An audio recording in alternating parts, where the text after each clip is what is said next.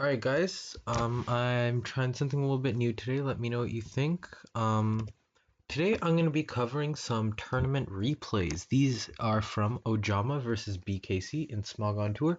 For those of you that mostly follow me for Nuzlocke content, this may come as a bit of a surprise, but I'm a very hardcore competitive player, and I regularly follow the tournament scene and play in tournaments myself, though though not necessarily those at the same level of these two. Ojama and BKC historically are two of the greatest players in the history of the website, both having numerous wins under their belt. BKC has won this very tournament two times, and won numerous World Cups as a player. Meanwhile, Ojama has I believe he has won one Smogon Tour, as well as a Smogon Classic, and he's been just historically an incredibly consistent player. And these two, there's a lot of history between these two because they play many similar formats, so they fought tons of times. Though this is probably a setting in which it's pretty uncommon to see these two who fight, being Smogon Tour in the current gen. Now let's go right into it. Game 1 was Sun Moon OU. And looking at the matchup, Ojama looks to be running a bulky offense team centered around Quiverdance Volcarona. It's very similar to that team that Empo used a lot during, I believe it was SPL 10. It's got Quiverdance, probably Z-Move Volcarona, Mawile, some sort of either all-out attacking or SD set, pivoting Rotom, possible double Z.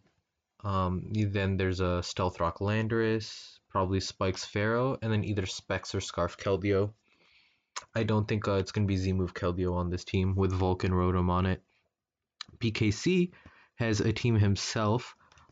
This looks like to be some sort of like double Z type concept with one of Como or Kartana having a Z move, as well as Rotom having like a pivot, as having like Electrium Z, because the team wants to lure Toxapex with Rotom pretty badly, but also wants to use one of the Z move sweepers. It's probably Ice Punch Megalopony to chip down Lando for. Actually, Quick Attack is probably a little bit better here because of the Volcarona weakness, but Ice Punch works as well, and I believe it's what it is on this team to chip down Landorus for Kartana and Como. Como is probably either Z DD set or DD Life Orb, and then Kartana is either Choice Band or SDZ move. Landorus is probably like a Choice Scarf set, I think, or a Stealth Rock set. And then Magirna may be Scarf, possibly. And there's a Rotom as well that's probably the second Z move user. So leading off, we can see that actually it could be no Scarf as well. BKC's Rotom is slower as Ojama's outspeeds and Volt switches out. BKC immediately goes into Landorus. It uses Stealth Rock turn 1 as Rotom or Pharaoh goes for Spike. Then it U-turns, showing that it's not Choice Scarf. And it takes the Rocky Helmet damage. Let's slow this down a little bit. And important things to note from that sequence. BKC and Ojama obviously should be calcing all of these damages to see the opponent's variant of set, like the Volt Switch damage from the Rotoms. BKC can probably suss out whether or not Ojama zeroed them from that Volt Switch damage. And then the U-turn on Pharaoh. He can probably realize that it's probably got some degree of attack, if my head calcs are right, with it doing 16 with U-turn. Then moving on, Kartana comes out on the U-turn and takes the knockoff, and it's Choice Band. So this means that Rotom or Como is most definitely Z-move, if not both. So now the Kartana, so BKC is actually going to switch out to Landorus here. Some people were questioning this at the time, but it's actually not a bad play because I believe there is a chance that Fairthorn lives Sacred Sword, so he's scouting for both Thunder Wave and HP Fire by going out to Landorus. And if in a worst case scenario, it uses the sorry, worst case scenario, Ojama switches out to like Landorus or something, and you can get momentum there. And let's see what happens. And Ojama goes right out to Landorus exactly as expected. And now BKC, and it switches right back out into Fairthorn. That leads me to believe it's probably not a Scarf Landorus, as the, or actually it could be Scarf Lander. No, it can't be. Well, not it can't be, but it probably isn't, because he could have just U-turned into Pharaoh and done the same thing if he was, and gotten a little bit more chip damage. So it's probably some sort of slightly slower Rockslanders, if I had to guess. And then Kartana comes back out on Fairthorn. BK, rather than Sacred Sorting the Fairthorn right in front of him, BKC goes for a very aggressive knockoff. Well, not very aggressive, but a fairly aggressive knockoff on the switch to Rocky Helmet Landers. This is knocking off the Rocky Helmet is really good for Megalopony because it doesn't chip down Lando on the switch, and also just wearing it down like this means that Como can go in as well. So I think it's a perfectly fair trade to trade Kartana for Landers if Ojama wants to go for that. But that's not exactly what happens. And then on the switch to Mawile, BKC actually predicts that really and makes a great play and smart strikes. And I believe that this Mawile is in range of +1 Earthquake from Como now, if it's Dragon Dance, which is really huge. Then BKC goes into Landers on the Mawile as a pivot, takes a ton from Play Rough, and he's not dead to, and the fact that it hasn't shown leftovers or Rocky Helmet, and there's so many other Z options, makes me think it has to be Iapapa Berry. So an interesting part of this interaction here, it gets Iapapa Berry when it comes in on rocks, or any one of the pinch berries really, and B, it lives Sucker Punch and then procs the berry right after if Mawile chooses to Sucker Punch here. So Earthquake is really free, because even on a switch to Landorus, you're forcing a sack, and on a switch to Rotom, you're either faster and can U-turn out, or you know your Rotom's speed stat and know that, okay, he outspeeds my Landorus, and can go for a pivot into your free card sack. There's also a possibility of Scarf Rotom, given the fact that it outsped BKC's likely Z Rotom. BKC goes for Earthquake on the switch to Fairthorn, and once again, this is really good chip for him, because if that there's a set that ABR has been using lately. I don't know who the originator of the set is, but I just know that ABR has been using it. It's DD Como with Earthquake, Poison Jab, and I can't remember the last move for some reason. I know that it doesn't have a stab attack though. It's like Oh yeah, it's Earthquake, Poison Jab, Ice Punch. And so chipping down the Fairthorn is really good for facilitating a sweep from that Como set. Because as you can see, pretty much all of Ojama's possible Como answers are chipped down just a bit. And then he HP Ices, actually predicting a pivot to Landorus, really aggressive. And I think he's ahead by enough that he can afford that. And then BKC gets somewhat lucky here and dodges the Hydro Pump from Rotom, which was faster, meaning it's likely a Choice Scarf variant. And then BKC reads that, knowing that like once he U-turns, and knows it's locked into Hydro Pump, so he goes into Como and hits the Dragon Dance on the Landorus sack. That's really huge. So realistically, I don't think that Landorus or that miss with Hydro Pump mattered too much.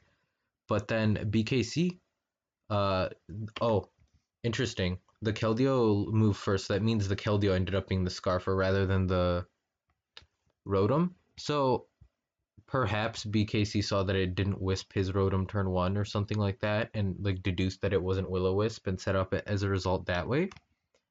Either way, the Como pulls out the Z move, and it is indeed that Poisonium Z set. So he takes out the Keldeo in one hit. This was actually a roll. I think it was like near 50-50. Maybe Ojama was a little favored. And so it was very big to get that roll. But let's think about the game if he didn't. Volcarona's still a huge threat, but Ojama can't really defog away the hazards, so at that point he probably loses to Megalopony, given like how weakened the rest of his team is.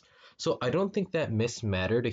I don't think that roll mattered a huge amount. Like BKC probably would have won this game anyways, but I could be mistaken. Feel free to correct me in the comments if I am. And then at this point, Como just sweeps everything with Earthquake and Poison Jab. All right, so BKC takes game one due to a combination of a tad bit of luck as well as a really good job of setting up his win condition here. And that's really big because he did a perfect job pretty much of setting up the Como and wearing down things like getting that necessary Earthquake chip on Ferrothorn, getting the smart strike on Mawile, setting up rocks so that you had a roll against Keldeo to kill it, weakening the Landorus, the even like forcing the sort of checkmate position on Rotom. Like it was a really good job playing from BKC, and I think Ojama. I don't think Ojama played bad per se, but I'd say his biggest mistake here was kind of not trying to set up Volcarona earlier. Granted, if it wasn't Psychium Z, then he probably wouldn't have been able to hard sweep between the Z Como and the possible. And well, if it's Z Bug Buzz, then it can take out Rotom. But the Z Como, I think, and the fake out Lop would have been able to hold it at bay long enough, I think, as long as hazards were up. Moving on to game two, we are in Sword and Shield OU. Looking at these two teams, BKC is using a pretty BKC-esque team. It looks like a Future Sight Slowbro combined with a Pheromosa. I'm guessing it's probably Choice Band given the Future Sight support. Then he's got Rocks Landorus or a Rocks Clefable. And then if Clefable is Rocks, then Landorus is probably Scarf with a Pivot Magearna. If Landorus is Rocks, it's probably Scarf Magearna with Trick. And then that looks to be like a utility Hydreigon as like a Spectrier check, probably leftovers, Roost. And then the Clefable can run a lot of things on this team. It can run like I'm guessing that it's probably Calm Mind with like Thunder or something of that sort, because this team doesn't really have much to break Toxapex's balance aside from Future Sight Teleport otherwise. And I do think that Calm Mind Thunder can do a lot of other stuff. Ojama's using a tad more of an offensive team, utilizing the recently popular pick in Nidoking, which looks to be really good against BKC's team. Then also a Pheromosa of his own, possibly Boots, Protective Pads, Choice Band. Pretty much all of those work here. I feel like Mosa's pretty versatile in what it can use. Then a Feeny. I think it's actually either a Defog Zapdos or Rapid Spin Pheromosa with Calm Mind Tapu Fini. And then because Defog Feeny is just not good right now. And then Zapdos, it's definitely Discharge Hurricane or Volt Switch Hurricane. Volt Switch is probably better here actually with Nidoqueen and Mosa and Urshifu. And then with Hurricane, and then one of Heatwave or Defog probably in the last slot. And then you've got Ferrothorn. It's probably dual hazards if I had to guess. Though there's a possibility that it's Stealth Rock Nidoking Spikes Pharaoh with an additional move slot opened up. And then I think it's probably Scarf or Shifu. There's a chance that it's Scarf Mosa though, as well. Or that he's just using Mosa as his speed control. And then on BKC's side, we already went over the team actually. So BKC leads with Magearna against Pheromosa. The Pheromosa U-turns out on the Magearna because it doesn't kill with close combat, regardless of the set. And Magearna obviously threatens to KO back. And BKC reading that uses Trick on the pivot. And this is actually a really good trick because either Ojama pivots into Nidoking, which with Choice Scarf equipped is a lot easier to pivot around because it gets a power drop, so Slowbro can switch into it a lot more consistently. And also, it's locked into one move, so you can like pivot Slowbro on Sludge Wave, then go back to Magearna or like on Earth Power and back to Hydreigon / Landorus. And here with Ferrothorn, it's like obviously a defensive wall that wants to switch its moves and get its leftovers recovery, and taking that away from it is huge. Then BKC immediately switches out on the Fairthorn rather than clicking Volt Switch because he does not want to Volt Switch into the Nidoking. And the Landorus is probably faster than Modest Nidoking, which is pretty commonly used right now. The Fairthorn uses Knockoff and knocks off the leftovers. BKC just Stone Edges to try and catch an aggressive Zapdos switch over. So the fact that it's Stone Edge knows leftovers makes me think it's probably Rocks. BKC goes Magearna on the Urshifu because it covers both Poison Jab and U-Turn, which are the likely moves to come out against predicting a Clefable switch. Then Ojama goes right into Nidoking as BKC goes into Slowbro. Then Ojama Sludge Waves as BKC goes for a super greedy Future Sight. And that was a really big misplay because being Boots Slowbro, BKC doesn't exactly have doesn't have leftovers recovery, so it can't out heal the Sludge Waves. And actually, that Sludge Wave damage makes me think this is probably a pretty Spadef Slowbro. And then so Scald there was probably a better play, honestly. Then BKC switches out into Hydreigon. Nidoking crits with Sludge Wave, which is pretty huge. And then he goes into Urshifu, predicting Roost there. But BKC calls that and catches it with Thunder Wave. And then BKC throws away the Hydro with Defog here. I feel like it's a little bit questionable because Hydra actually looks not bad here. But it's fine. Honestly, like it's not the end of the world. Then BKC goes into Pheromosa on Ojama's Pheromosa and uses Poison Jab on the switch to Zapdos, avoiding the static because Zapdos didn't show pressure when it came in, so you know it's static. And then BKC switches back out to Landorus here as Ojama calls that and Hurricanes the Landorus on the switch, but knowing that his Zapdos isn't max speed, seeing as if there's a good chance it's bold on this team or just some sort of slower Zapdos, he switches out into Pheromosa because I think it takes like a non-invested Stone Edge. I could be mistaken. As BKC just clicks Stealth Rock. Mosa comes in, BKC pivots back out into Magearna like last time. Nidoking comes back in again as BKC goes into Slowbro on Flamethrower. I don't know how I feel about that Flamethrower play, honestly, because like I feel like I guess the thing that Flamethrower covered is it covers both staying with Magearna and the pivot to Nidoking. So I guess that makes sense, or the pivot to Landorus. So that does make a fair amount of sense. But then Slowbro lives Sludge Wave at this point and Scalds. That doing 56 of the Sludge Wave makes me think it's probably modest, given how the Slowbro has to be specially defensive. As Slowbro burns with Scald, Nidoking knocks it down with Flamethrower. Then Pheromosa comes in to pretty much claim a kill with CC. And this is gonna... I didn't really like CC here. I think BKC's play was definitely U-turn because you want to limit any opportunity that Tapu Fini has to get free turns. Because at this point in time, honestly, assuming Calm Mind Clef, given what we've seen so far, the biggest threat to BKC's team is probably that Tapu Fini, because if it's Calm Mind at least, because it can what do you call it? Because because of Misty Terrain, if Magearna is Thunder Wave, it can't Thunder Wave it, and it's just generally like Calm Mind Draining Kiss is a huge problem if you can start boosting up before the Clefable comes in. But Ojama actually goes out to Zapdos here, and probably Hurricanes the switch. Oh, he Roosts. Okay, then he goes Pharaoh on the Stone Edge, knocks the leftovers off of Magearna. That's pretty big. And then BKC volts back out to Landorus. And then I think BKC should just Earthquake here, yeah. I don't know why he switched out in the first place, honestly. I think trading Landorus for Pharaoh was fine. But anyways, BKC sacks the Landorus to close combat from Mosa.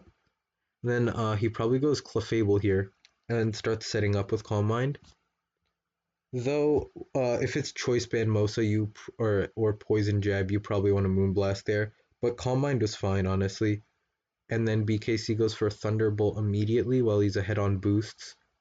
And he just continues Calm Minding up. As the Fini taunts him, he goes for another Thunderbolt. And then at this point, I think BKC's play was actually to just spam Thunderbolt, but he switches out on turn 32, which I get why he did that, but I think you just spam Thunderbolt because by the time that Clefable goes down, you've done enough damage to Tapu Fini that it's dead to Pheromosa, and that thing just sweeps from that point on. Also, attack Rose. Yeah, so Pheromosa's attack raising when it killed the Landorus. Sorry, I forgot to say this, but earlier on when it killed the Landorus, its attack raising means it was probably like Adamant Scarf or something of the sort.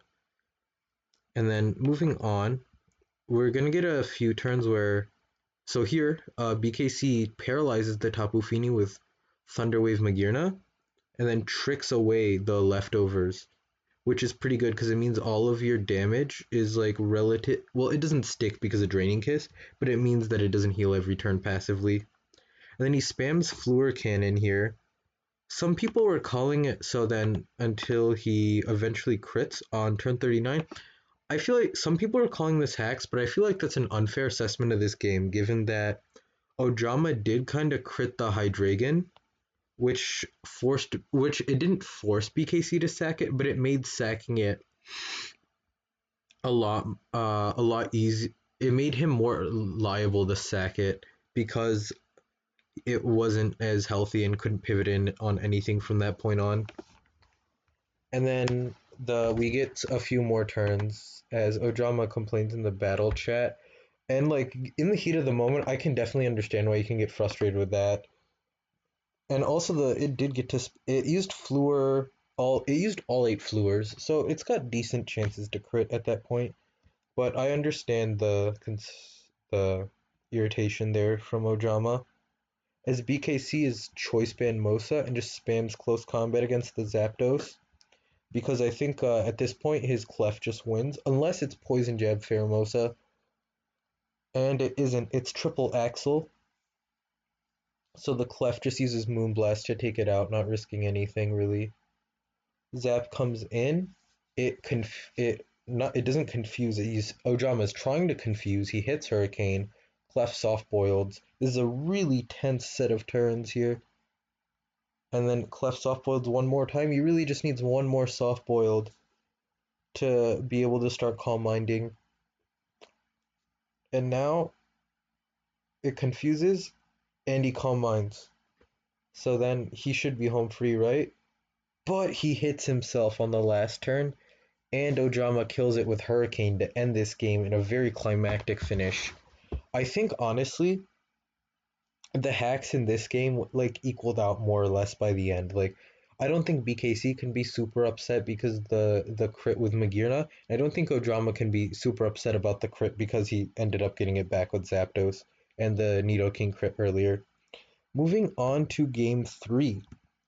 Ojama versus, I already said it's Ojama versus BKC. Looking at their teams, BKC is using an interesting take on the Volcanion concept.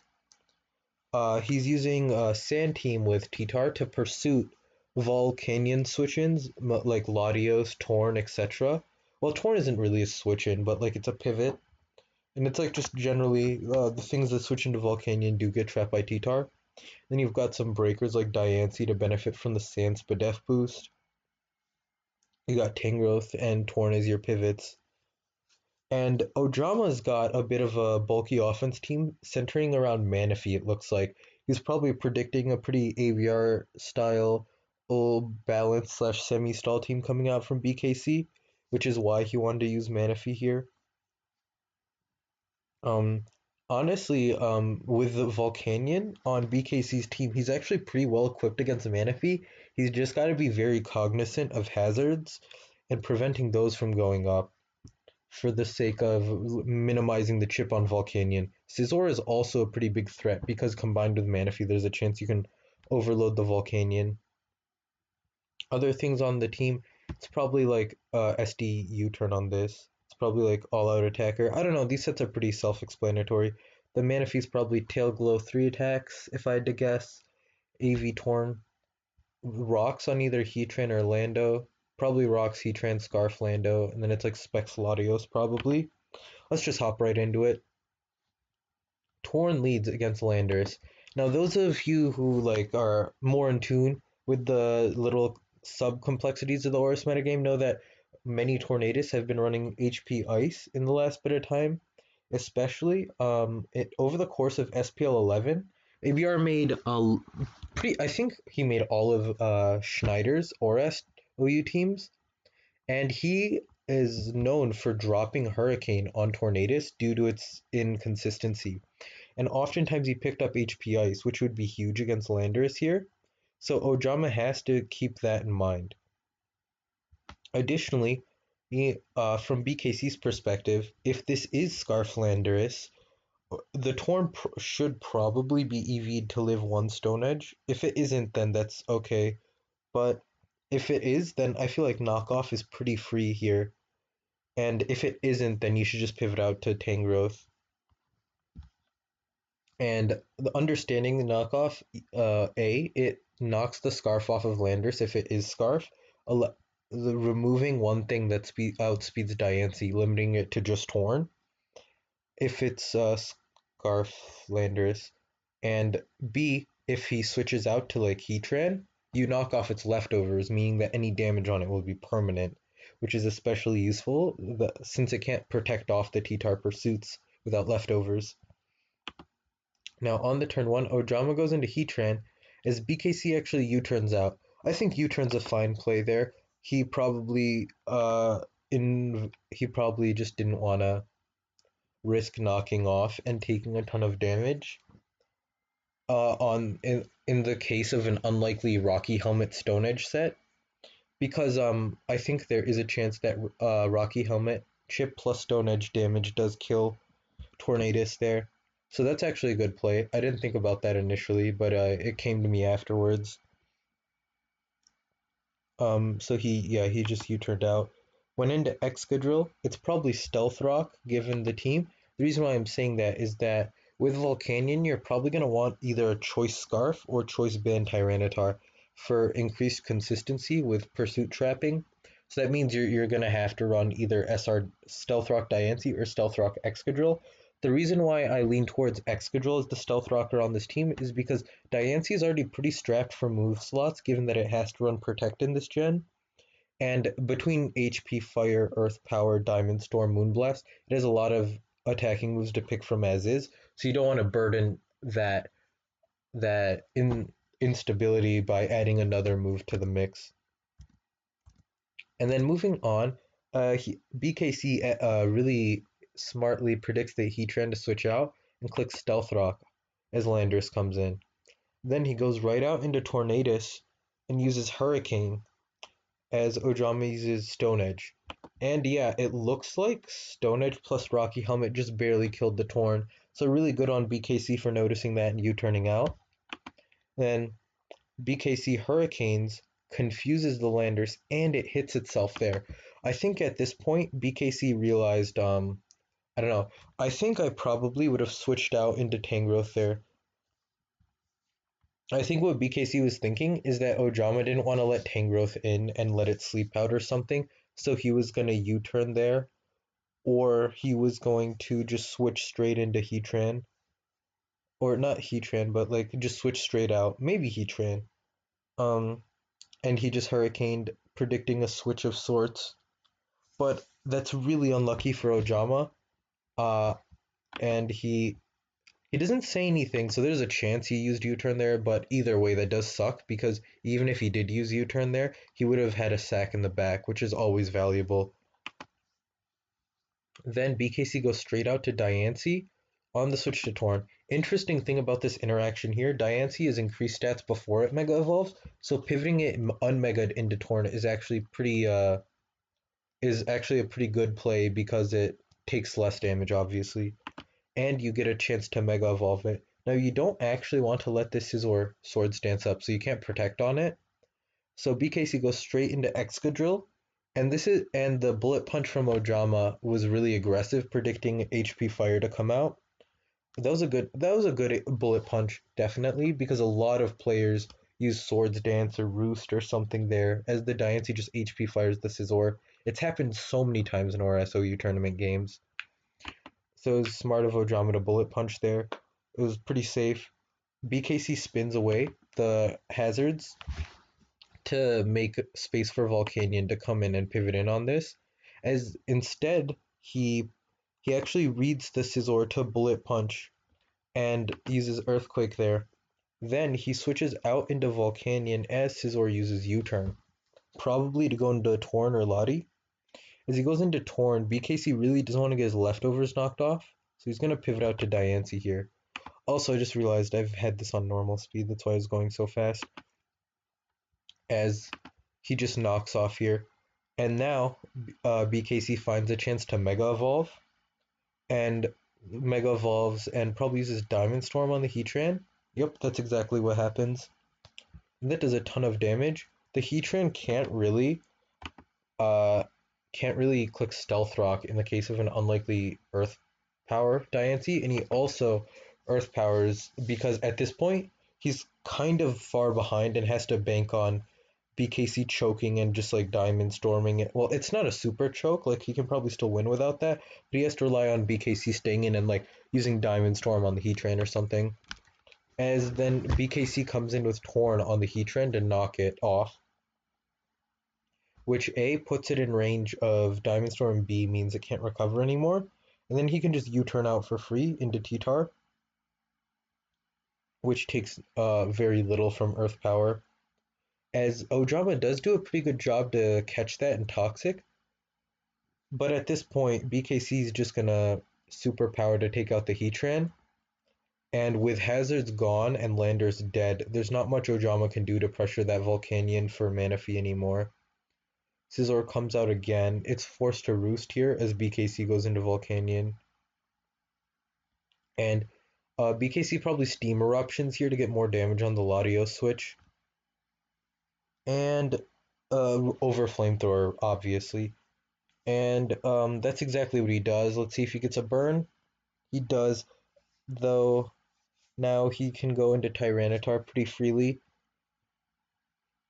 And let's see how... Oh, we went into Excadrill, actually. Excadrill's fair because it gets rocks right back up on a Suicide Defog from a Specs or Scarf Latios. And that's exactly what happens there. Now, he's probably going to go into Diancie again on Torn, just because it's such a free pivot here. Or he goes in, or he just stays in and Iron Heads. That's fair. I was just afraid of Heat Wave there, and so I was thinking like you just go Diancie anyways. And yeah, and then Heat Wave comes out. But he does the same thing here. He goes Diancie.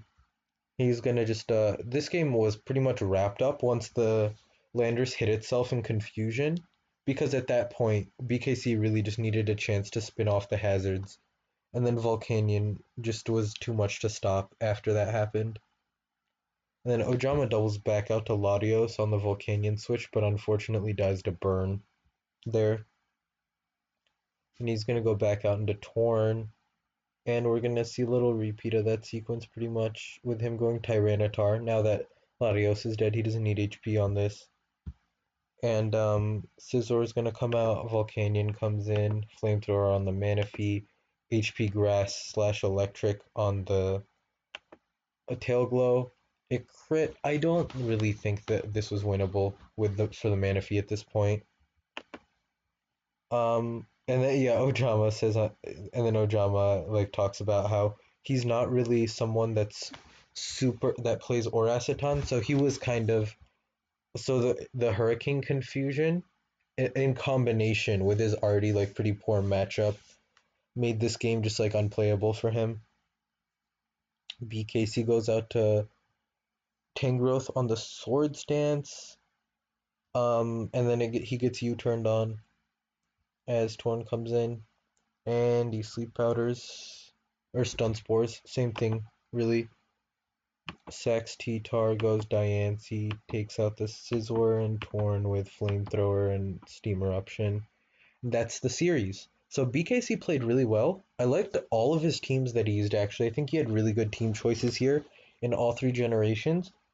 I'm usually not a fan of Volcanion and Oras, but I think this team was really well suited to supporting it and had a solid defensive backbone. Obviously, it can be overwhelmed by some threats. Like opposing Diancie is really troubling. Uh, Sun teams with Mega Charizard Y can potentially be problematic, etc. But overall, it was a really smart choice given that he was facing Ojama, who is like unlikely to bring the tougher matchups that BKC was expecting.